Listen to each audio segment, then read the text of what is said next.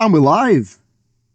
Welcome to the All Balls No Filter podcast, live from the cabin kitchen. My name's Zach. He's Brad. Hello. And working behind the scenes, we have a man that is currently the hide-and-seek champion in his local village. We've got Researcher Gal. Researcher Cal. Welcome to All Balls No Filter, guys. We've got some crazy stuff for you in our first show. We're going to have a rundown of the latest news. We've got our Balls of the Week, which is exciting for our first ever time. We'll have a quick 60-second whip around of the league this week, preview next week, and then we'll touch on some other balls. Don't forget our weekly segment rotation this week. Rocking up for the first time, Wives' Words. I am dead excited to get started, Zach.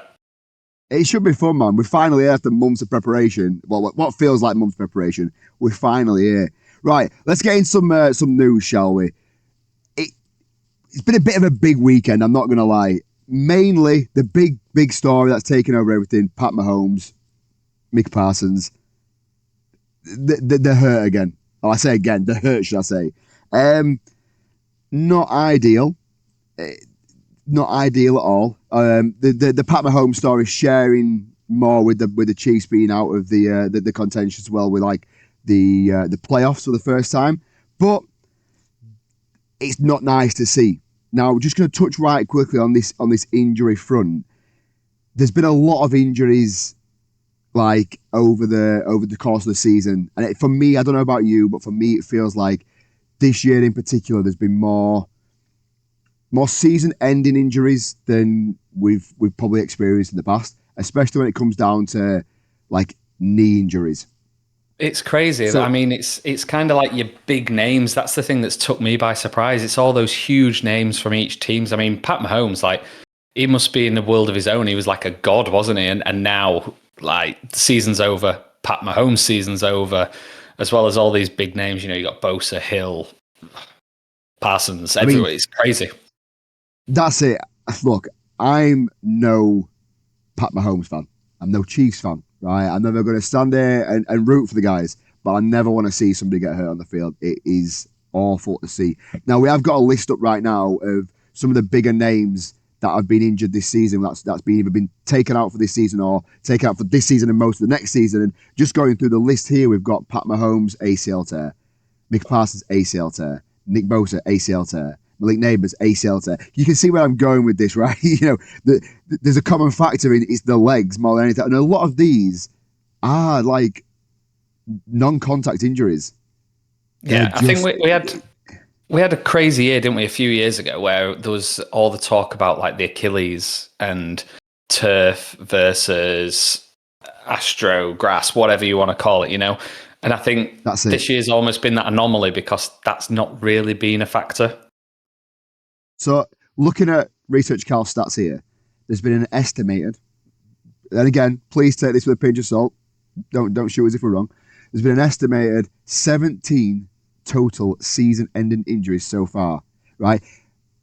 I genuinely thought that it feels like it's been one a week. You know, there's technically been more than one a week as it stands, and I just find it wild, and you know, there's people that probably aren't on this list that are suffering with things. But at what point do they do something about it?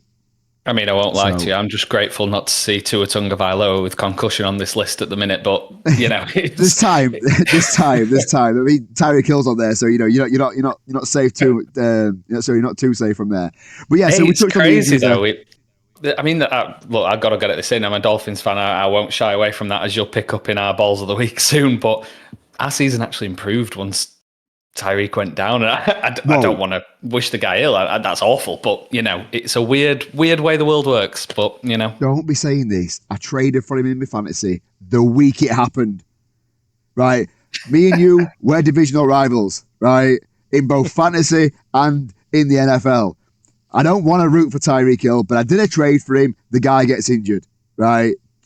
I'm sorry, Tyreek, but I need you back on my team, man.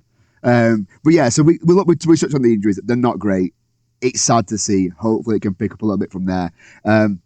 Some more news for this week. The Chiefs are out of the playoffs. 11 years. We're going to touch on that in a little bit because, spoiler alert, might be one of his balls of the week, might be that game. So we'll touch on that in a little bit from there. Also, the Denver Broncos and LA Rams are qualifying for the playoffs, and the Jets have sacked their DC, Steve Wilkes. Not surprising, to be quite honest. I mean, it's about time, isn't it? Yeah, Jesus. they've not been great at all. So if we, he made Trev look like Superman on Sunday. That is not a surprise, is it? Yeah, Trev not been great for like this year. He's been all right, but he's not been great this year. But he looked fantastic against the Jets. We have got a few other notable signings. I'm not sure if you've heard. If you haven't heard, you may have been living under a rock. But a 44-year-old man that might have started this week. Sorry. Whoever do you mean? Going by the name of Philip Rivers. Philip Rivers signing for the Colts, starting this week. That's mental. I feel like I'm back in time. The Pats are doing really well. Philip Rivers is on the field. It baffles me with what's going on right now. But yeah, I mean, it was an interesting one, wasn't it? Like the guy threw for a tutty, which is fantastic. But did you see the drop back? Did you see the drop back? the guy looked like a robot. Right, I've got some stats here from his first game. Okay, and it genuinely looked like a robot. But credit where credit's due. 44-year-old. He's a granddad. He's a granddad and playing in the NFL. Cam Newton put a tweet out like moaning that he'd not been picked over a granddad. Right, but yeah. So Philip Rivers, 120 passing yards, not great, but it's 120 more than I could do in the NFL. 18 for 27, decent. 1 TD and a god awful drop back. They're my notes for Philip Rivers this weekend. Look like a robot. When he goes down, gets back up and carries on running, it's like, bro, is he running in mud? Like, it was like the floor was stuck to him. It was like the fact that he sort of like his drop back was almost like a hop and a skip on the spot, and then he fell over himself. It was just absolutely brilliant. Fantastic. Credit, great to see. There were a video circulating on the internet of the high school team that he coaches. That I think he's taken his high school team to the playoffs or the state championships twice down the bounce. They were all watching him. He comes on the field. They're all cheering him. He throws a touchdown. Oh my God, yeah, coach, go coach, and all that stuff. And it's like, it's so nice to see. And he did a really nice speech after the game about how he hopes that his sons and the players that are on his team are like, they're inspired to not be scared, because he was scared about getting on that field. And I'm like, that's sick. Like, yeah, I mean, I didn't see the interview. I just heard it, and it sounded like the guy was like really welling up, like verbally, physically emotional about the whole thing. And like, you got to have respect to that. I mean, 44 years old. When was the last season? COVID year, I think. So, like, 5 years. The fact that the guy's come back and he's done it, and he's like showing to the kids, if you want it, you can go and do it. Like, great, fair play to the guy. But it'll be interesting to see how it goes. This is it. Put yourself in the Colts shoes now. Richardson's coming off IR, okay, who was a young talent before Daniel Jones came in. He needed a bit of work behind him. He was very inexperienced, got chucked to the deep end. You have the other QB, forgive me, I can't remember what his name is, who they drafted, who worked with Philip Rivers in the offseason, drafted in like the 4th round. Again, please don't shoot me if I'm wrong there, could be making that up, but I know they drafted them this year round. And they signed Philip Rivers to it. Who do you go with for the rest of the year is what I'm trying to get at here. Because Philip Rivers, yes, has that experience, has the knowledge of the playbook, but so is Anthony Richardson, who's been there for like the past 2 years now, who lost his job to Daniel Jones is younger, fitter. Do you give him a shot? Like, where do you go? Where do you go Yeah. with this? I mean, for me, the Colts. I mean, what have they lost now? Have they lost like 5, 6, 7 in a row? Researcher Cal, please, find those stats for us. Find out who that QB is. He deserves a name. Yes. I'm not a QB in the NFL, so I'd hope No. my name would be getting spoken about. But yeah, I mean, the season started amazingly, like really, really amazing, and then it's just all gone to pot. And I think, do you trust Richardson, who is quite literally up and down with every single throw? It's not even game by game with the guy, is it? It's throw by throw. You don't know what you're going to get. That's it. So I think, thank you, research Cal. Riley Leonard. There we That's it. go. Yeah, That's fair it. play to Riley Leonard. Well done. But I think you've got to stick with Rivers, haven't you? Really? Surely. It's a tough one for me because yes, on the experience and the knowledge, but like the passes weren't. They were NFL quality. They weren't even NFL quality from 5 years ago.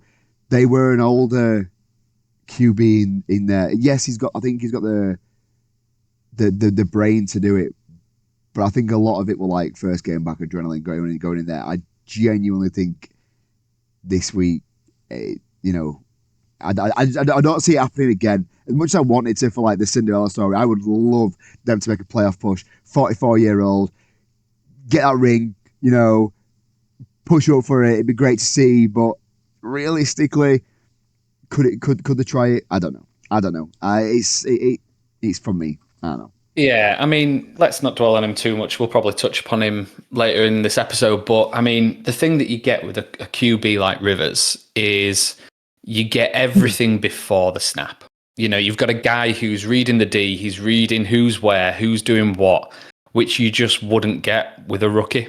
And I think there's a lot to be said about that, for whether it's audible into a different play, if he's that far even into the playbook to be able to do so, whether it's making sure his receiver's in the right spot. You're probably not going to get that with a rookie, whereas you're getting that little edge just through his expertise, through his experience, which, for all intents and purposes, Riley Leonard's not going to give you, is he? I mean, it's yet to be seen because we're not going to see it, are we? Yeah, really, let's be honest, Rivers is going to start for the next week or two, I'd imagine, but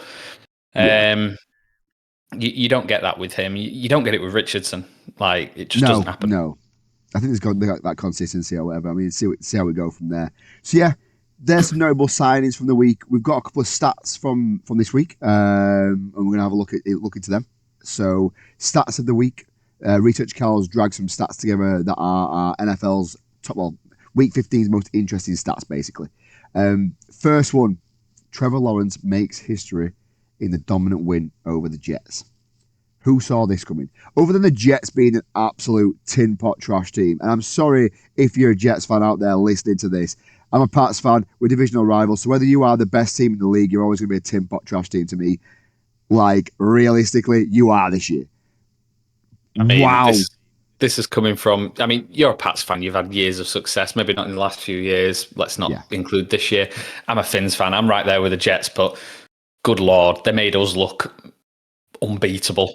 And then they've just done the same thing for Trev. It's, I don't know, like, Trev's great. I think he's got all the potential. And you know what? He does remind me of my Tua Tagovailoa. I say that's fading drastically, but so up and down. They'll have a game and they look unreal, and they'll have a game and it's like you could start anybody else in the league.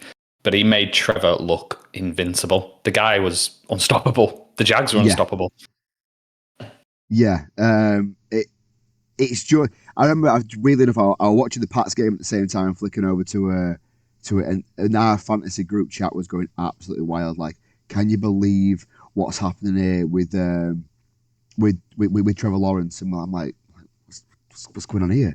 And then he's looking through it, and he's scoring 5 touchdowns, rushes for 1, right, and then rushes for over 50 yards.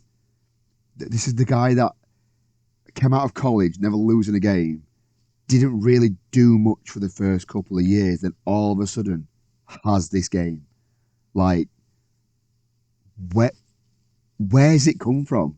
I'm just so where's it come from? I just think he's It, always had it there, hasn't he? He's always had it there. It's just so unpredictable. yeah, He's just, I don't know how much of him though, because he's had those countless games where he's putting the ball in a guy's hand and it's hitting the floor. You feel for the guy. There are so genuinely games where you feel for the guy. as a Jags fan, are you excited that your 5 year QB, 4 year QB has finally had a game? And he's had a few good games in the past, but finally had a notable game. Or are you a bit like, bro, where's this been? You're frustrated because it's where's this been? You've just got to Um, ride with it. I mean, you just enjoy the highs and ignore the lows. well, yeah, there is that. Yeah, yeah. So yeah, Trevor Lawrence is making history with a dominant win over the Jets. Our next interesting stat for this week is the Browns edge rusher Miles Garrett now is one sack off the single season record. Now, I love Miles Garrett. I love it. I just think he's a great guy. He wanted to secure the bag, stay in Cleveland, knowing full well he's never winning a ring there.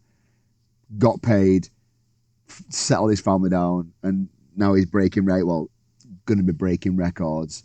Like, what a guy! I What a just guy! worry, is he going to end up in obscurity though? Like, he's going to break this record and he deserves it. Like, he has been unreal for another trash team, which seems to be a theme for our very first Yeah, episode. yeah.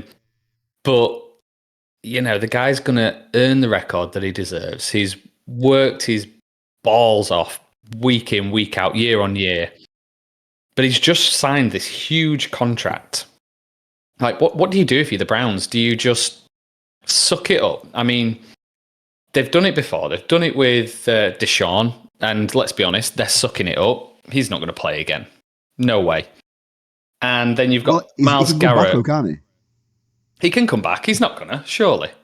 They've had, I mean, maybe not this season, but they've had more success with him off the field. Why would you go back to him? Just suck it up. Keep him off Yeah, the I field. suppose. But you've got Miles Garrett, who is a game wrecker.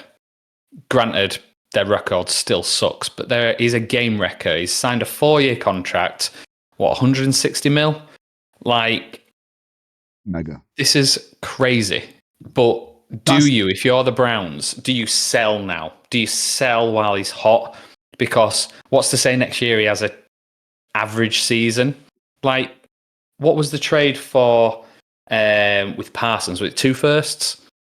So yeah. It would have done it because surely, Jerry surely Jones were that's like, like, yeah, yeah. So for surely me that's though, like on the that, starting point. for me on that, two first and Kenny Clark. Thanks, research Cal there. So for me on the Miles Garrett thing, DSL, put the Raiders and Max Crosby's in a very similar situation. Don't think they will because the fan base. Joe Burrow could have came back 2 weeks ago. Everyone right, and there were talks of like do Cincinnati just bench Joe Burrow for the rest of the season because it's pointless now. Pointless hurting him anymore. And then there's like the flip side to that is if you're a season ticket holder, you're a fan base, then you want to see your team with the better, with the best team, with the best players that they've got on the field. And yes, you could potentially look at the Parsons trade and be like, well, Dallas did this and they got X, Y, Z for him, and they've got some decent first round picks. They've managed to get another defensive tackle in. Happy days. But Miles Garrett's like he's a Cleveland name. He is that team at this moment in time. Like Max Crosby is the Raiders at this moment in time because they've got nothing else going for them. It's no secret that the Cleveland coaches don't really like the QB situation that's going on. And if your QB and your coach don't get on, your team ain't getting on. So the defense has got to do something. And I just think Miles Garrett. You imagine seeing Miles Garrett in a different jersey. It'd just be weird. It'd just be strange for me with that.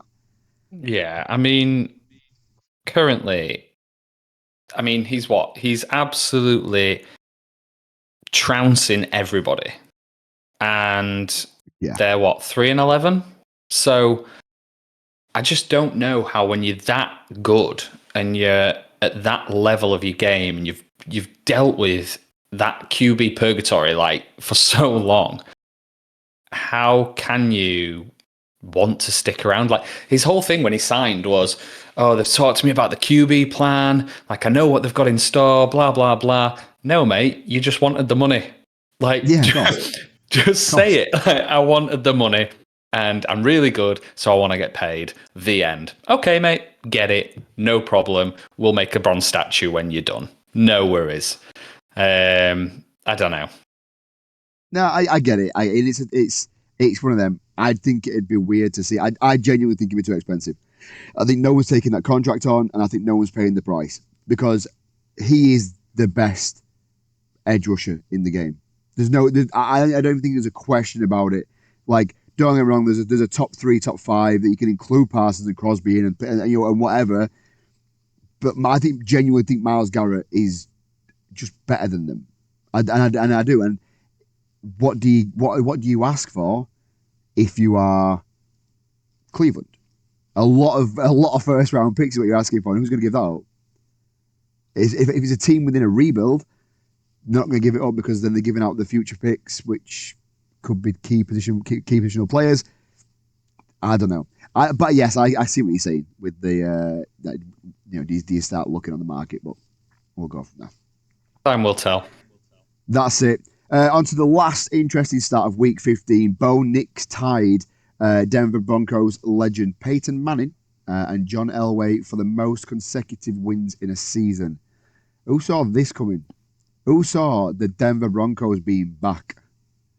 You know, they showed signs of it last year, didn't they? And I don't know how much I really want to dwell on this. Researcher Carl, I don't know. This might be a bit of a, who've Denver had outside of Manning and Elway? But like it wasn't expected, was it? When Bo Nix was drafted, it definitely wasn't expected. But I think you saw signs of it last year.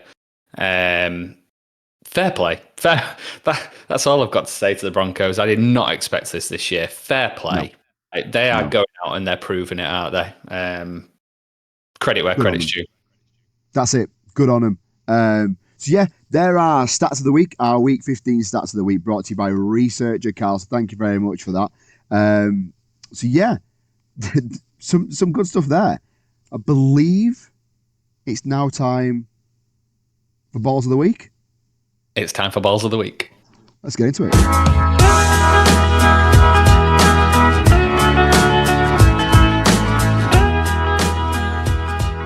Now, should be very happy about doing the Balls of the Week because the first game of the Balls of the Week is a Patriots game. Now, we could have started this podcast any time within the past 10 weeks and I'd have been jumping through hoops about we're back, baby. We're back. And we picked the 1 week that we lost, man. And we didn't just lose. We blew a 21-point lead. And it absolutely sickens me, right? God damn it. Talk about not coming back out at half time. Like, for people that are listening or watching right now that don't know myself and Brad, we both coach football in the UK. Okay, I'm a head coach. Brad is a offensive coordinator and researcher. Carl, he does something within the team. I think he kicks a few balls somewhere. He does something for the team. Now and then. And we have so many team talks at like half time. Like, guys, we've scored X amount of points, or they've scored X amount of points. If we can do it in that half, or they can do it in that half, the other team can do it in the next half. It's all about how you come back out. Going back out there, refresh. Do not get ahead of yourself. Oh my, talk about a chalk and cheese game and talk about a chalk and cheese team. We were 21 points up at the half, right? We were electrifying. We were stopping. The Bills couldn't get, Josh Allen couldn't move. They couldn't do anything against us. And I'm sat on the sofa and I'm like jumping for joy. It's great to see. But wow, what a difference. Like credit where credit's due, right? Again, divisional rivals, we should have won. We now won one on the season against them.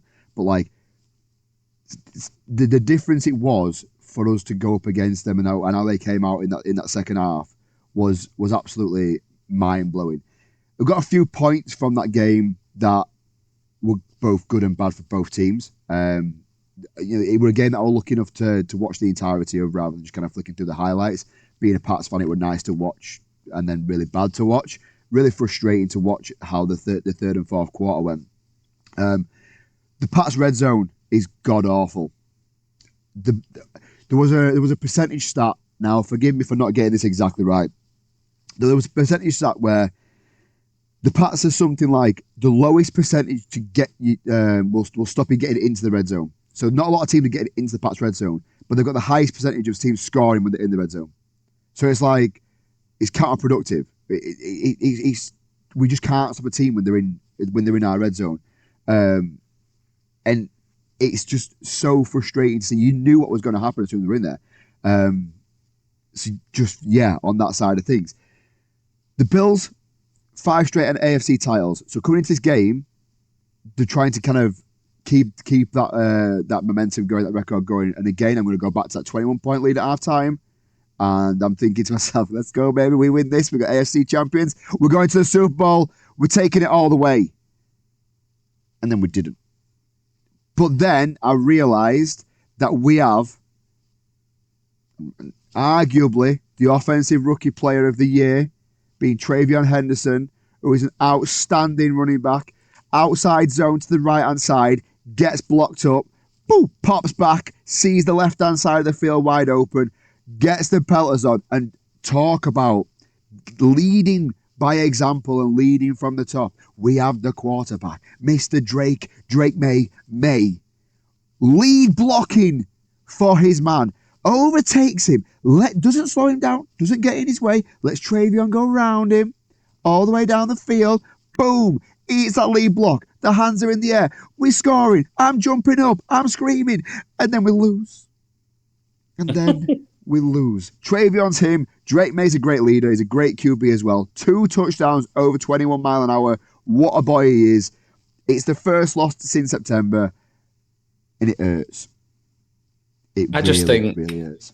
It's infuriating as a fellow AFC East fan to see a team like Pats have all the success they've had over the last 2 decades with Brady, and they have 2, 3, 4 years of nothing, and then suddenly they get this guy.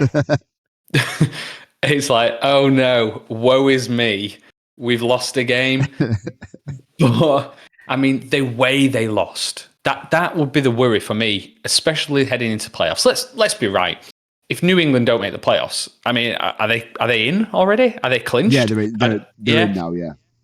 But what would be catastrophic would be to see this sort of collapse in the first round. Like when you're coming up against teams like Buffalo, which they find their way, don't they? Like, don't get me wrong. I mean, I'm not the biggest Allen fan, but you've got to give credit where credit's due. The guy had nothing in the first half, absolutely nothing.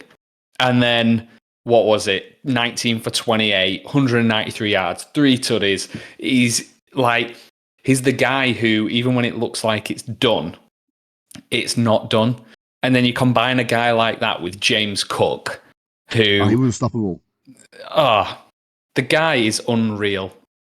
The guy is unreal. And I genuinely thought when he came into the league that he was going to be second best to his brother. But I think he's better. Yeah. I really think he's better.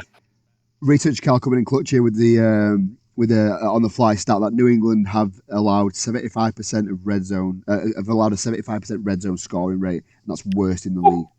Wow. Right. Now, don't get me wrong. I'm going to just say this now. The elephant in the room is the Patriots have had the easy schedule in the NFL.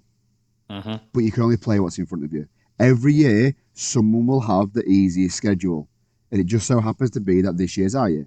Right? Now, on the flip side to that, been a Patriots fan for a very long time.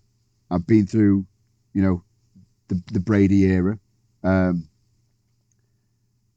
a lot of people liked us when it was the Brady era and it was the Belichick era because of how Belichick, was. I just feel there's a different sense around the New England Patriots now with Vrabel, with May, with Will Campbell and Drake May partnership, by the way, is just fantastic to watch. As a fan looking over and seeing them two, they're like, and the left tackle's like, I'll die for this guy. I will die for Mike Wahlbach. He's my guy. Like, it's so refreshing to see. And I just think a lot of the league are a bit like, hey, this is pretty cool. This. You know, you've got to give the guy credit. Like I saw the guy at, I feel like it was Wembley. It could have been Spurs last year, and he genuinely, first year in the season, he looked unstoppable. Again, going back to our Jags friends. Yeah, it was. Yeah. I mean, we go back. He was against the Jags, but he tore them apart. He absolutely, methodically tore them apart. And he's continued to do it this year. But I think the thing is, like, you know, you've hit the schedule thing on the head, really. That's my concern for the Pats. They've had an absolute joke of a schedule, and you're right, you can only play what's in front of you. You can. But they've come up against the Bills, and they've come short. And fun fact for you. So go on. I just worry you're going to see the same thing in the playoffs. I think it's going to be an exact same scenario in the playoffs. And now, don't get me wrong, I think you've got a light at the end of the tunnel as a Pats fan. Absolutely have with this guy. He is great. He's great. It sickens me to say it, but he is. And I think the Pats have got the right coach for the right team, for the right quarterback. And I think you've got the light at the end of the tunnel, but I don't know where they're going to go this season in the playoffs. So for that side of things, as a Pats fan, just getting to the playoffs after last year's abysmal record is enough for me. Obviously, if we go to the Super Bowl, fantastic, but just getting to the playoffs is enough for me as a Pats fan. We have one of, if not the biggest cap spend at the end of this year. So free agency could be, there's going to be a few big names hitting free agency. Could be a nice little area. Now, I don't want to talk too much about the Patriots and make this a Patriots podcast, but it brings back like memories of, we have like receivers that weren't major talents coming into the game that are acting like them. Mac Hollins, for instance, who is an absolute stud, catching balls that if any of the top 5 receivers in the league are catching, they'd be plastered all over the internet. But yeah, absolutely fantastic. But the Patriots have blown the biggest lead they've had since 2011, which was also against the Buffalo Bills. They're a bogey team. But it's going to happen. It's going to happen.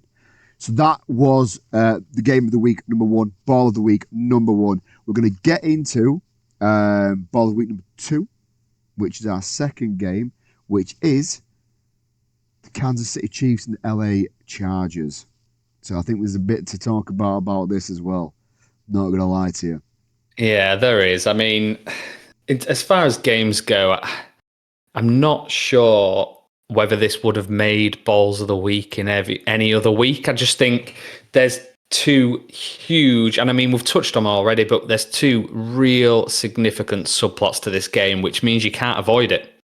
You just can't avoid it as such a significant game for the NFL, let alone this podcast. You've got Mahomes injured, done. You've got the Chiefs, done. And then on the flip side, you've got Chargers, who are this just down and dirty team who just want to like roll around in the mud all game and just make people suffer while they're at it. It's like, I don't know. It's just this crazy combination that just led to this, what you thought a situation would never happen of the Chiefs being out in week 15. Unheard of. Crazy. Is the dynasty over? Where does Travis Kelce go at the end of the year? Is Pat Mahomes going to come back the same? Is Andy Reid going to be here? Because Cal, just find this out in the background for me if you don't mind, but I think Andy Reid is now currently the same age as what Bill Belichick was in his last year at Patriots. I mean, he's got to be on there, but I just think for any coach who's had that level of success, and I think you kind of saw it with Kelce last year, like, how can you walk away? How can you walk away after a season like this? Like, let's be honest, it's been coming for the last few weeks, really, hasn't it? Like, last week you assumed Chiefs were done, just numerically they weren't.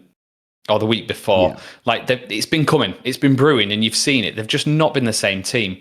I mean, they've not been the same team for the last couple of years. But what they've been able to do is just they've evolved year on year and they've found a way to still be in the mix.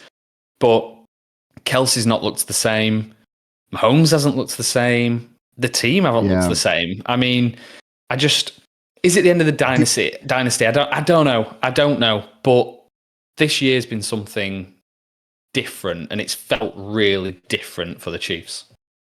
D went on a high. I was wrong, by the way. He was 4 years younger than Bill. I apologise for that. That was 4 years between mates, eh? Dear, like 6, 7 years old. Do you end on a high? Because realistically, Pat Mahomes out for like what 9 months. He's got an ACL and an ACL and an LCL tear. So that's 9 months out rehabilitation. Comes back September. Maybe misses the first game. You don't want to rush him back. Is he going to be the same player that he was before? Yes, you've got some good young talent around you, but you don't. You need sort of offensive line out because Pat's been running about like no rate this year. Is Andy Reid the right person to be there for a potential rebuild if it's rebuild time? Are we even talking about a rebuild? It feels like the Chiefs are still within the dynasty. The 11 years they've made the playoffs every time, but they still feel like a relatively recent team that are doing well. It's the same with like the Eagles, the relatively recent team doing well consistently anyway. It's a tough one for me, and I feel for Chiefs fans. To be fair, never thought I'd say that. And I know, yeah. I mean, I feel like the Chiefs have. We talk about rebuilds, don't we? And we talk about like lots of big names, big veteran players, big huge contracts, and then clear house, start again. Loads of rookies, small contracts, X, Y, Z. I don't feel like the Chiefs are that. I don't feel like they have the players on players on players with huge contracts. And I mean, yeah, over cap space. That's crazy. But where does that figure go? 87. Travis Kelce's taking like something daft like 20 million into the next year for the guy at the age that he's. They'll need to rebuild his contract for sure if he stays. But I don't know if he'll over. Stay. Where else does he go? Does he retire? He'll go on tour with Tay. But yeah, he's making bread doing whatever he's doing now. But like Chris Jones as well, 5 years, 159 million. So there's money knocking about in it. They're over cap space anyway. They're going to need some restructuring. Try and maybe restructure Pat's contract and get a new player in. How it goes from there. But I think it's interesting for the Chiefs, isn't it? Can we just touch on the Chargers just for a second? Because this team is like sneaky good. Like they are aggressive. They are tough. They are Harbaugh, aren't they? Like, what he did at Michigan and he's just recreating it here at the Chargers. You got Herbert playing with a broken wrist, broken hand, whatever it is. And like getting stuck in. He is absolutely throwing himself into the game. And they're winning. They've done it this week. They've done it last week. They're winning these real gritty, down and dirty sort of games. And I could see them having a real push in the playoffs. But then you look at their offensive line and I think at one point I'm sure I read at one point they were on like their 5th or 6th starting tackle. Something crazy like that. It's unreal. I rate the Chargers. I like the Chargers, and I like you say, I like they always remind me of an old school football team, and it's like coach effect, a Harbaugh effect, right? I get that, but they're never a team I could imagine seeing in the Super Bowl.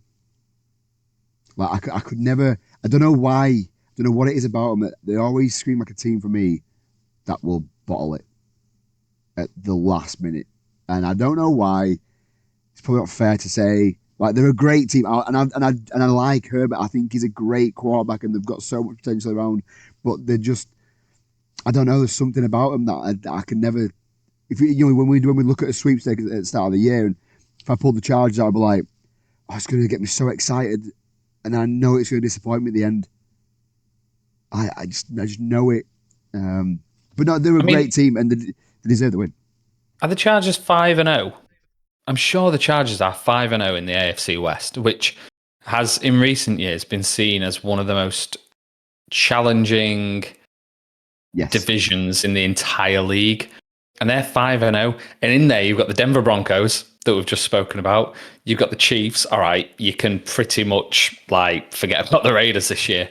But they're two real teams. I mean, one maybe not so much this year anymore, but to be 5-0 in that division is crazy. And credit where credit's due. Yeah, it's a nice thing to see, isn't it? It's nice to see more teams kind of push up there, but again, still don't think I see him in the Super Bowl. And not this year in particular. I see him making a run, but I don't see him this year in the Super Bowl. They've only got only Broncos away to play in Week 18, so that'll be a tough game for them, and that'll get some show to go from there. But yeah, Balls of the Week game number 2. Anything else you want to say on that before we move on to the last one, which I'm sure you're thrilled about, by the way? I can't wait. I cannot wait. All right. No, so let's move on. Balls of the Week, game number 3. It's the Pittsburgh Steelers and the Dolphins. Oh, talk about a game to go down in history, eh? You know what? Let's just have full transparency before we even get here. We speak about this podcast. You know, we've said it's the first one. We've been prepping for a while. And we said, right, let's Balls of the Week, shall we decide now or shall we decide after? And we said, you know what, for the first one, let's just stick to the games we know and we're fans of, and we're going to definitely watch regardless and have a lot of insight into. Do I regret that now? And then, if you're looking at those stats right now, Pittsburgh Steelers 28, Miami Dolphins 15. I mean, you might as well just call it 28-3. Because great those game, though, two, thrilling.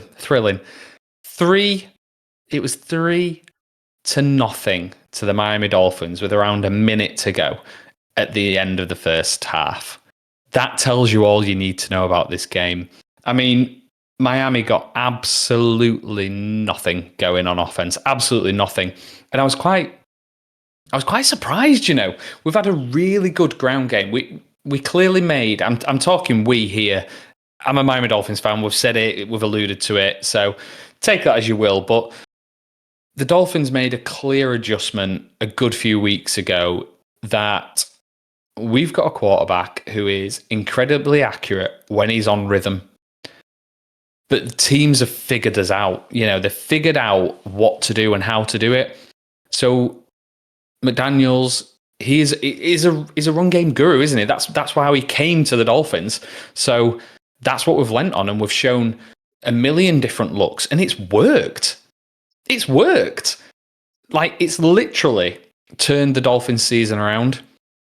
And then Achan's fantastic. He's a fantastic player, is Achan. You know what? I had a real worry. As a fan, I had a real worry that he was gone. He was gone on that trade deadline in my head. Achan's gone. Heart's broken. Sell the house, let's start again. Yeah. And he didn't. And then not only did he not go, he's stepped up into another league. And he's got to be, he's top 5 quarterback in the NFL this season, especially in this last sort of 6-7 game window. Running back, not quarterback. Running back, sorry. Apologies. Yeah. But, even in this game, he had absolutely nothing. There's that niggle in my head, was he still carrying a knock? He went out of the game with his ribs last week. Apparently, McDaniel said he could have come back in, but they didn't need to because the Jets. But, was that still there? I don't think that was even a factor. I don't even think it was a factor. First drive, 3 and out. Second drive, great run from Achan. And then 2 throws a pick. Great. Steelers, similar sort of first half, a few QB sneaks attempted, struggled to convert. like, I think Metcalf was targeted once in the first half. Once? Metcalf? But then, third quarter, Dolphins D's been on the field, and they hit Metcalf, and he literally bullies his way into the end zone, like quite literally threw 2 or 3 players off of him to then walk into the end zone. And you throw that into the mix with Gainwell, who had a game. He had a game.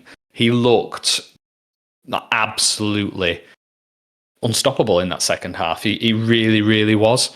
I mean, Rodgers was there.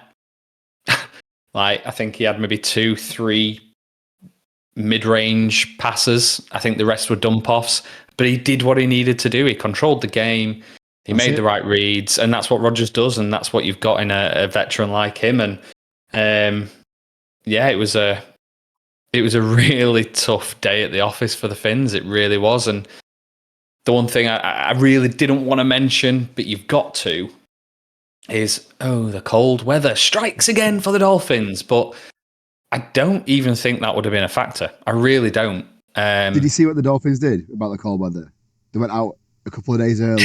Yeah. They all trained with no shirts on, just like skins, basically, to get used to that cold weather. Credit, didn't work, but credit, like.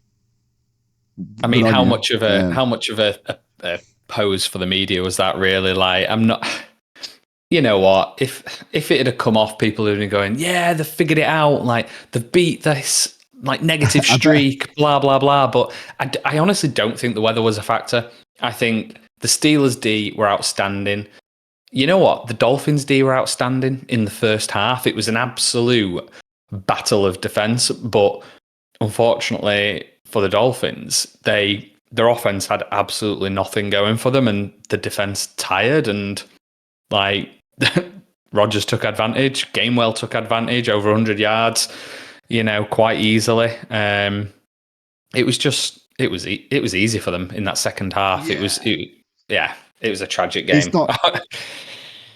not nice. Like I said, a couple of key points on it. Like, Rodgers just doing what he needed to do. But it's a lot of the things. It's not how you start the game; it's how you finish them. And if you're missing like tackles and you're not executing your plays, you're not going to move the ball. You're not going to do the right job. Like, again, full transparency on this. Brad is a Finns fan. Research Carl is a Steelers fan. So like we thought this could have been a real juicy bit of a topic to go on, and we've got the guy that doesn't speak is happy, or the guy that speaks, his team ain't going down. It's not happening well. But yeah, like, it's a rough one. The games happen. I feel like with Miami at this moment in time, the owners have backed McDaniel. Don't know why. I think he's lost the dressing room personally. But I don't see what goes in and out. I think his media performances and his interviews were funny to begin with, and now if I was a Dolphins fan, I'd be really frustrated by it. I do, and I think, is it time to move on from Tua? I genuinely think Tua has a career like Sam Darnold is having right now, where he moves to another team and absolutely excels. I just think something needs to change, but you need to be in a position where you need a high enough draft pick to draft the next big QB. You don't want to be drafting a mid-range QB. What's interesting is we got rid of our GM mid-season, which, I won't pretend to know the facts, but typically you don't hear of. It tends to be the assistant coaches go, the head coach goes. You don't tend to get the general manager going mid-season, mid-cycle. You've got the recruiting drive leading up to the draft, XYZ, blah, blah, blah. I'm sure it's happened a few times, but you don't hear of it as often as you do with the coaches.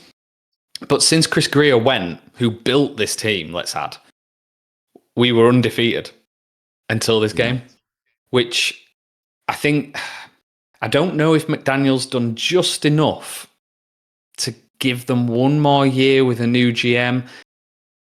As a fan, I don't know where I stand with that at the minute. I do feel torn. Not other, innit? Yeah. Not other. You're getting rid of your coach, you're getting rid of your GM. We don't see as people that aren't involved with the NFL in any way, shape, or form other than spectators. We don't see what goes on behind closed doors with what GMs are doing. Like you look at college ball and you've got the guys that are donating, how much of an impact they have with the players that are coming over. And you could have look at James Franklin from Penn State, who were there for X amount of years, won and had such a great. The season before, correct me if I'm wrong, got to the national championship or close to the national championship. The season after had a really bad one, got sacked after being there for like X amount of years. That's crazy because the backers who are giving the money are like, nah, get this guy gone.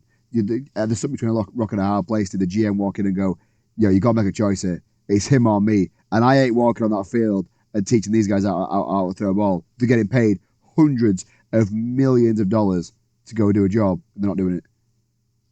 Yeah, but you never know. You never know. It can happen in a year, can't it? Yeah, I mean, for my own sanity, please let's move on. Okay, let's go. So that is the balls of the week. All right. So there's 3 games that we pick to focus on, and we've hit them this week. So I think we're going to move on to the next bit now, Brad, which would be the 6-second whip round. This is our 60-second whip around. So 10 to 15 seconds on each game that we've not hit as our balls of the week. So I'm going to start with the Falcons and the Bucks. Falcons 29, Bucks 28. I mean, Atlanta pulled off an absolute thriller Thursday night football last week, showing that fight in an absolutely messy NFC South. Bears and Browns. Oh my word. Bears and Browns. 31-3. Shedeur had an absolute stinker, and Williams showed what he's made of. Chicago finally looks like that playoff defense that they've been sort of flirting with over the last couple of weeks, and absolutely dominated this game start to finish. Ravens, Bengals, another absolute trouncing of a game. You've got Baltimore's stout defense, and Henry's running game carved an absolute shutout in a must-win game for the Ravens. I'm a little bit concerned about Burrow. I'm really concerned about Burrow. He is sounding very, very under the weather, and I don't mean ill. He doesn't sound like a happy guy. Watch this space. Watch this space with him is all I can say. Texans. The Texans. 40 points to 20 against the Cardinals. Absolute result for them in the South. CJ Stroud and Houston's offense absolutely exploding when it matters. I mean, that division is absolutely wide open. And then we've touched on this. We won't go into detail, but Lawrence was absolutely surgical in that win against the Jets. 48 points to 20. Talking fantasy, I think Lawrence put up an extra 10 plus points, definitely in PPR, just as a QB alone, more than the Jags did. 5 TD passes and a rushing score for Lawrence was absolutely unreal in a big AFC South day. Some big scores. Big scores. But to carry it on, to carry it on, Commanders 29, Giants 21. A competitive NFC East clash sees them Washington punching back and get that win. What's going on with the Giants at the moment? Where are they at? I think they're in some sort of rebuild, but they don't know where. Once they stop injuring wide receivers, I think they'll be all right to get back into it, but we'll see. Jackson Dart still has potential, in my opinion. We've then got the Eagles 31, the Raiders 0. Tell me if you're surprised about this, because nobody on this planet is surprised that this scoreline went like this. The Raiders are top 2 worst teams in the NFL right now, closely followed by the Jets. 31-0 goes to the Eagles there. Saints 20, the Panthers 17, a tight divisional battle. Hey, that Saints QB's got a bit of dog behind him. I'm not going to lie. That Saints QB's got a bit of, go on, baby. He's got it there. 1 field goal separates the two. Let's see how it pans out for next year, shall we? We then go into the 49ers and the Titans. 37-24. Now, if you'd have told me on Sunday, hey, Zach, do me a favor, tell me how many points Titans will score against Niners, I'd have told you big fat Raiders duck egg. That's what I'd have said. Nothing. But the Niners came back out. Brock Purdy, this guy's going to get battered one day. He running down that sideline, giving it all swagger to the Titans defender, then steps out of bounds. That's got some Mahomes type shit. That's when Mahomes started getting hit really hard, where he started mocking people. But nice A little comeback after the bye week, I'm not going to lie. Final two games. Seahawks, Colts, 18-16. Do we need to say much more about that? Why did you not let Mr. Rivers get the first win? He should have got his win. I'm all for it. I really, really am. And then we're into the Vikings, Cowboys, 34-26. I didn't see it going this way. If you'd have given me two scores and said which team scored which one, I'd have gone Cowboys were scoring the 34 and the Vikings were scoring 26. That's how I'd have had it personally. But it went the opposite way. Two big playoff impact games on Sunday Night Football, and we'll see how the tiebreaker talks from there. So that is 6-second whip round. Don't know if it was 6 seconds. What do you reckon? I don't know. I didn't time it. I wish we had. Maybe we'll watch this back and figure it out, but maybe 120. Days. Yeah. Doesn't sound quite as catchy, though, does it? 120-second whip around. We'll get there eventually. That's the main one. Jumping into week 16.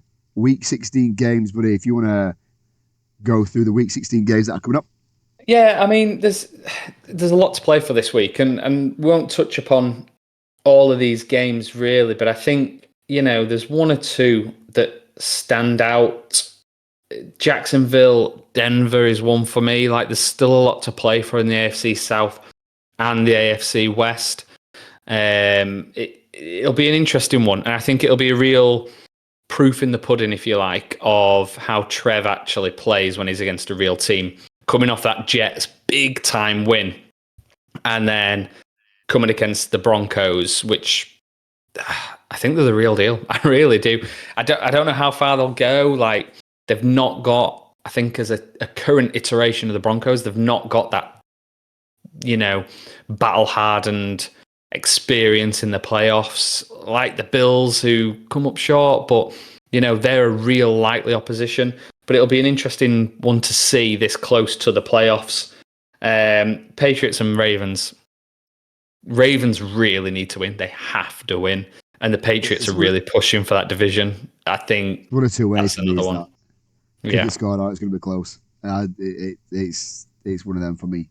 The big games from my side of things, the Rams and Seahawks, that's going to be a juggernaut game. I think that's going to be two strong informed teams clashing against each other. And the Packers and Bears, man, them Bears have got something about them. People are talking about how things are going with certain teams around the NFL. They're not talking about them Bears. I just realised the lights have gone off behind me, so that's great. Johnson's got the Bears absolutely ticking, and I think there was that element of shock. I think, or there was for me at least, when he took that job. Was that the best team available? Was it the best situation available? I think I'd argue no. But by God, he's putting his money where his mouth is, isn't he? Like, look at the difference between the Lions of last year and this year, and look at the difference of the Bears this year to last year. What's the common denominator there? I mean, don't get me wrong, I think the Lions are still great. And the coaches there are doing a good job, and they'll compete, but they're not the same team. But neither are the Bears. They're just like a completely different team. And yeah, it's going to be an interesting one. I think bringing it back to the Rams and Seahawks, there's one question I think that everyone asks about these two teams. Who's the best team in the NFL right now? Who have you got? It's a tough one, is that, for me. And for me, it's the Rams. I think the Rams are the ones to beat this year. I genuinely do. I think the Devontae Adams thing's a bit concerning with his hamstring. We'll see how it goes week by week. But if they have Adams and Puka on the field at the same time, whoever's got the single man coverage is getting the ball past her. And that's how they've been playing it. They've got about 15 tight ends that can do the job. They are just working. Stafford he's aging backwards, is that guy. He's not getting any worse with his old. I say he's older age. He's just been in the. It seems like he's been in the NFL for so long. He's just got the team moving. Is he the MVP? No. Drake. No. No. Yeah. I don't know. I think Allen's up there for back-to-back, personally. I really do. I really do. Can you go for Allen when he has the stinkers like he did against the Dolphins, like he has the stinkers in that first half against the Pats? Like, So Stafford has been unreal all year. take. It's hard to say because a QB is made by his weapons, but at the same time made by his decisions and his ability to be a quarterback at the same time. Take Stafford's weapons away from him, is he still as good as what he is? Yeah. Because Look at him at the Lions for all those years. He was a dog. And he just didn't have the complete team around him. He's now surrounded with a good coach. He's got weapons, but he is making that offense tick. yeah. Oh, don't get me wrong. For me, yeah, I should just try to play devil's advocate there. I genuinely think, and I know I'm throwing the Pats in there again, but because of how informed they've been and how the morale's been with it, I know they're needs to schedule and everything. But if any of the three teams, being Buffalo, Rams, or Pats, get to the Super Bowl and win it, that's the MVP. But for me, Is it not decided before then? I'm sure the vote comes in before the Super Bowl. It's a regular season vote. I'm sure it is. Researcher Cal, get on that one. Researcher Cal's actually just dropped in some good stats, actually. So Darnold is 0-2 against the Rams in his last two games. And I think it could be another one of seeing ghosts. I really do. Yeah. Yeah, I should know the whole MVP thing. I really should have done, but yeah, it yeah, it could be, and the vote was at the end of the regular season before the playoffs. Yes, so I was wrong in that, but I'm still voting Drake, mate, because he's been phenomenal. But if I were a Patriots fan, if I were, yeah, but he still makes daft decisions. I think if he plays how he does next year, he's got it. And Stafford is probably the man to go with it. If Patriots are number one seed, he's got a shout. I think otherwise, it's got to be Stafford. Why is no one talking Bo Nix? Maybe. You know what I mean? I think there's a few people. I think it's very tight. There's no clear winner other than Stafford this year, right? So, yeah. Researcher Cal, you're in the background. Who's your MVP? Don't take too long. The audience can't see you, remember? Yeah, what we got here. You don't have a face. He's typing now. Let's see who he's got for his MVP. Josh Allen. I like it. Okay. I like it. Okay. Any more noticeable games for next week? And then we'll budge on. No, let's go. Yeah, sweet. Right. All of the balls. All of the balls. So all of the balls is where we touch upon other sports that are happening, other relevant news in the world of sport. And the irony of this very first inaugural episode and inaugural feature of All of the Balls is the two stories we're going to discuss have absolutely nothing to do with balls. Yeah, of all stories. So we have a bit of a chat and we're like, oh, we'll throw some storylines together. And I'll come up with one, Brad will come up with one. And these are just no balls, eh? No balls on his first balls. So no balls inside. What we got.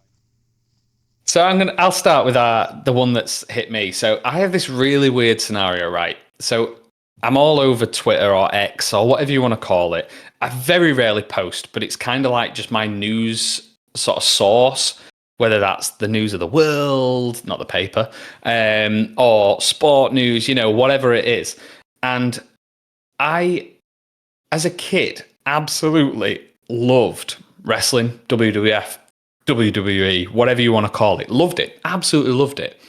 But I cannot tell you the last time I sat and watched an episode of Raw, of SmackDown, or any of their PPVs. Like, I couldn't tell you, but I could tell you exactly what's happening in the world of WWE and purely down to Twitter. So just this Saturday, just gone. So if you're not into it, let me set the backstory a bit. John Cena, a legend of the sport, started in the early noughties, and the guy, fair play to the guy, he's granted more Make-A-Wish wishes than any other person in the world. He is, as of this year, the most decorated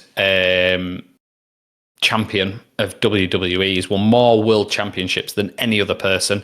He was tied with Ric Flair, Nature Boy, woo! But on his farewell year, got his victory, if you like. And this Saturday just gone was his last match at Saturday night's main event. So, big tournament building up to this last match. Who's going to face him? Who's going to face him? And it was an Austrian guy called Gunther. So Gunther is like a real technical, old school wrestler. And he lost. He lost his last match. This guy has won more championships than anyone else. He's got the Grand Slam, so he's won all the major titles. Again, Intercontinental Championship. That was the one that was eluding him. Got it in his farewell tour. Deserves it. The guy's a legend in wrestling and sports entertainment. And he lost. He lost. I would say big into WWF, WWE. The Attitude Era will never be beaten, in my opinion. I stopped following wrestling when it turned more from it was more, obviously it's always been entertainment, but it turned more into showmanship, and the Attitude Era stopped and it got less violent and all that jazz. And John Cena, you can't see me. That's for me, that's as iconic as Stone Cold Steve Austin. That's the bottom line because Stone Cold says so. There's 5 or 6 big wrestlers from my time, and John Cena's one of them. And to see what he did now, and going back onto the Make-A-Wish thing, when WWE got massive in China, I think it was, he learned fluent Mandarin so he could speak out there, and he still does it every day now. The guy is just an absolute credit. It were great, and I think the WWE dropped the ball. Because John Cena said, I know wrestlers have said it in the past, this is my last ever fight, I'm never coming back, blah, blah, blah, blah, and then they come back with the skin and all that jazz. He doesn't need the money. He said that, get your farewells in now, because I'm done. I think the WWE dropped the ball. Because Gunther, from an outsider, so many people have been watching that, just because it was John Cena's last fight. Right, that don't watch WWE. If I'd have realised it, I'd have probably watched it myself, to be fair. I don't know who Gunther is. Why is he not fighting another legend, going toe-to-toe with it? A bit more of a well-named... Gunther might be, don't shoot me for that, please. But, I don't know, and I think... So this is it, isn't it? I think the thing is, So, full transparency, like I said, I've not watched a wrestling match episode in years. But I woke up Sunday morning, I was up at 7 and the house was quiet. You know what I'm going to do? I'm going to go downstairs, I'm going to make a cup of tea, I'm going to go on YouTube. So it's streamed on YouTube in the UK. I'm going to go on YouTube and I'm going to watch this match. And I watched it. And it's probably one of the most emotional matches I've watched in wrestling or any sort of thing. He got absolutely pummeled, and I know it's entertainment, I know it's scripted to a point, but the guy got absolutely pummeled. And what was great, and I think this is the thing with John Cena, he's always about other people. So he's quite well known in the industry, isn't he, for what they call putting over the new guys or putting over the next guy. Yeah. And that was his way of. So when he's been in this headlock for ages, this is like Gunther's sort of submission hold that is famous. So he's a real technical wrestler. He's been in it loads, and John Cena's doing his usual invincible man thing, pulling him off him, hitting the FU or attitude adjustment, whatever they call it these days, however many times, and Gunther keeps kicking out, and John Cena keeps kicking out of different things. And just as John Cena's thing is never give up. That's his thing, isn't it? Never give up. And just before he quite literally gives up and taps out, he's smiling. The guy's smiling. And I've seen the clip of it, man. Yeah. I think that's him, isn't it? It's I'm done. I've had a mint career, and I'm setting this guy up now for absolute success. But God, I don't know. It's entertainment. It's not real sport, but it was quite No, but emotional, man. It was really yeah, emotional. growing up with it is, and it's just, I don't know. I think they dropped a ball with it personally, but I'll have to watch the match and see where I'm going with it. But Time I will don't tell. know. Time will tell. That's it. That's it. So John Cena, the last match, we can now no longer see him. We This can't is see him now. finally living up to his words. Right, story number 2 of the week comes from the world of darts. Now, darts is on the up. Luke Littler's taken over the world. I am a big lover of darts. I will say this now. Loads of balls in darts. Loads of balls in darts. It's a great sport, I must admit.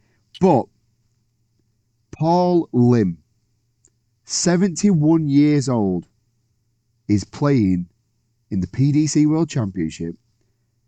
Right, he beats De Graaf 3-1 to move into round 2. Right, 71 years old. Now, just a fun fact about this guy: he was the first ever person to throw a 9-darter, which, if you don't know darts, is the best you can do. Right, 9-darters, check out.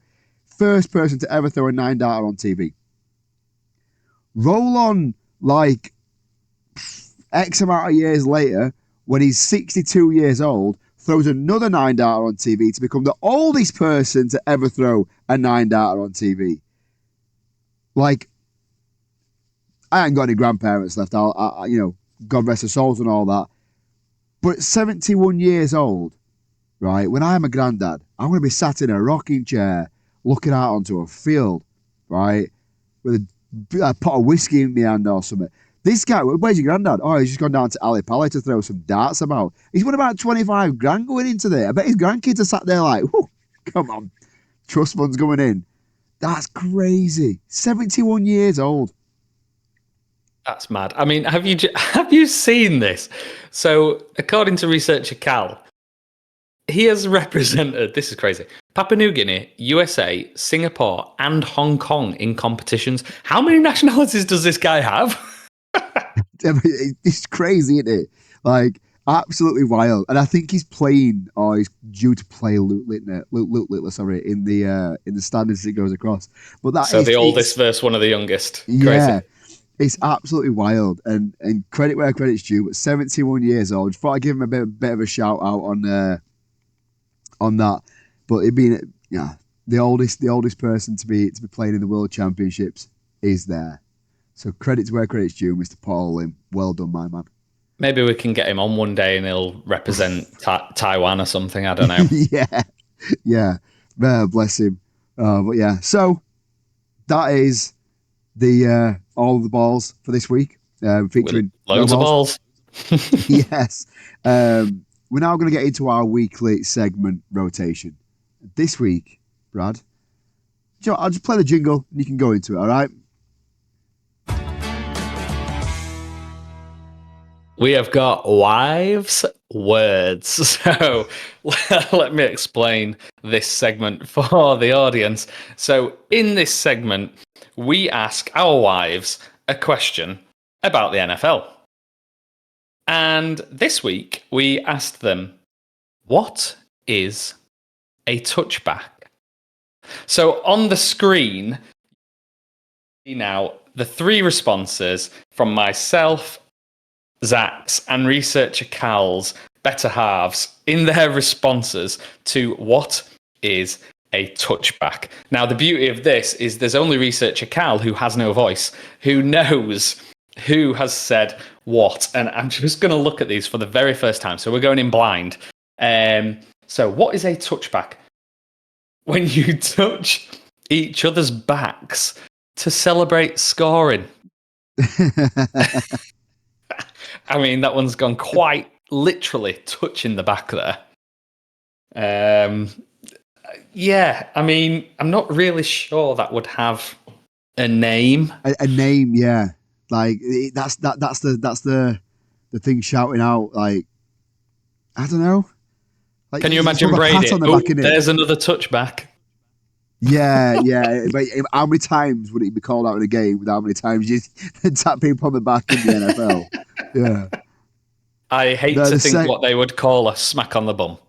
Oh God, yeah. Oh yeah. I don't think that would be able to go out on Fox or ESPN.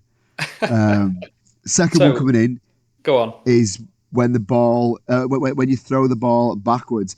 Another literal back term. Yeah. I think they're taking this one quite literally, aren't they? Really? Yeah, I don't have to take from So, there either. and then if a touchdown is when they score, then I will guess that a touchback is when the ball starts again and the team tries to score. There's some logic in this one. There is. That's probably the most logical one that we've read.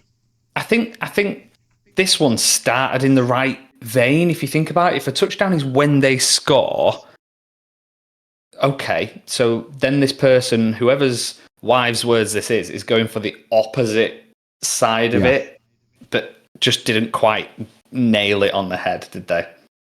I think if they'd have stopped at starts again, it'd have been like, I'd be like, oh, you know what? That's a pretty good guess that. But adding the team tries to score, it's a bit too much. You know what I mean? I know in a Yeah. bad way, but like, yeah. I mean, let's just be transparent. The idea behind this segment, guys, is obviously we're a UK podcast. The NFL is predominantly a US sport. We are hoping to just bring a little bit of education from our little tiny brains to the UK audience, but also with a little bit of entertainment. Yeah. So, I mean, full transparency. So a touchback is when the ball is downed behind your own goal. A couple of different scenarios for that. I don't know if anyone wants to elaborate on that a little bit, but I think that third one kind of started in the right way, but didn't quite get to the nail on the head. But, I'd give it, 8 out of 10 for effort? Oh, yeah, 100%. It's the best of the three answers for sure. In my opinion, it's definitely the best of the three answers. Do we try and guess whose answers who here? But just before we do go into that, quickly with what you said there about elaborating a bit more on the NFL terminology. The NFL terminology is dog shit, by the way. Like, in my opinion, they could word things so much better. So we want to kind of get, show the lovely people of the UK that it's all right to try and work out what things are. We'll try and help you out the best we can do because it's bad. So, do we try and work out who's? Yeah, why not? Go on, Zach. I dare you. You can have your ring thrown into the sea first. Okay. So, I'm going to go. The top answer, when you touch each other's backs to celebrate accordingly, I'm going to go is research Cal's other half. I'm going to go with the middle one of when you throw the ball backwards as my other half. And I'm going to say the last one is your other half. I would go for... I think I agree with the last one. Callum, don't. I can see you typing. Callum, do not put the answer in just yet because I can see this. I want to listen to Brad's response first. Sorry, guys. Go. Just want to make sure with that. I think you're right. I think the last one is mine. I think she's a logical person. I think she tries to think things logically. I'm going to go the other way. So I'm going to go Zach, number 1, researcher Cal, number 2, and myself, number 3. Okay. Researcher Cal. Share the answers, please. Oh, no 3 for 3, baby. Let's go. No way. 3 for 3. Just for those of you that obviously can't see what we see, Zach nailed 3 out of 3. Oh, wow. Yeah. Okay. Well, there we go. Happy with that, I must admit. Happy with that. So, yeah. Wife's words, week 1, done. Done so. And that is a wrap for today. And I hope you've all enjoyed it, first of all. This is the All Balls No Filter podcast. Just do me a favour. We don't want to plug things too much going throughout. We are new. We're up and coming. We pass this on to family and friends to just spread the word out a little bit. If you could hit subscribe, like, follow, wherever you're listening or watching. If you are listening, come and see our beautiful faces on our YouTube channel, All Balls No Filter. If you're watching us and you want to listen to it while you're driving, head over to wherever you listen to your podcast, searching All Balls No Filter, hit subscribe, and then you can listen to it from there as well. It helps us out more than you'll ever know, just to kind of get a bit of traction going. If you want to, don't feel obliged to, but I'll know who my friends are if you do. If you want to leave us a review, you're more than welcome to. Please do. Love you all. It's Christmas around the corner, But yeah, please do so. That'd be great. I've really enjoyed week 1. What about yourself, Brad? Week 1's in the books. It's been we've been building up to this, and I've enjoyed it. It's been good. Yeah, let's keep it going. Let's keep it going, indeed. Right, that's us done. Research Callie's saying thanks and bye somewhere in the background. We will let him out one day. Maybe. You've got to give us an incentive for it. Okay, fair enough. We won't do. Right, good night. God bless. All balls, no filter.